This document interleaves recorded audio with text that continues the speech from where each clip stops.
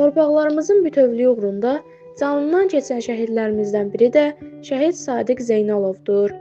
Sadiq Zeynalov 1998-ci il sentyabrın 19-da Astara rayonunun Ərçivan qəsəbəsində anadan olub. Sadiq Zeynalov 2016-2018-ci illərdə Azərbaycan Silahlı Qüvvələrinin sıralarında müddətli həqiqi hərbi xidmətdə olub.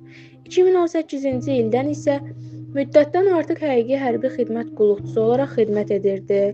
Azərbaycan ordusunun kiçik çavuşu olan Sadiq Zeynalov 2020-ci il sentyabrın 27-sində Azərbaycan Silahlı Qüvvələri tərəfindən Ermənistan işğalı altında olan ərazilərin azad edilməsi və Azərbaycan ərazi bütövlüyünün bərpa olunması üçün Cəbrayılın, Füzulinin və Qubadlının azadlığı uğrunda gedən döyüşlərdə savaşıb.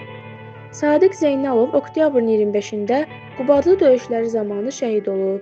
Azərbaycanın ərazi bütövlüyünün təmin edilməsi uğrunda döyüş əməliyyatlarına qatılan və hərbi hissə qarşısında qoyulmuş tapşırıqların icrası zamanı vəzifə borcunu şərəflə yerinə yetirdiyi üçün Azərbaycan Prezidenti İlham Əliyevin 15 dekabr 2020-ci il tarixli sərəncamına əsasən Sadiq Zeynalov ölümündən sonra Vətən uğrunda medalı ilə Cəbrayılın azad olunmasına görə və Füzulinin azad olunmasına görə medalları ilə təltif edilib.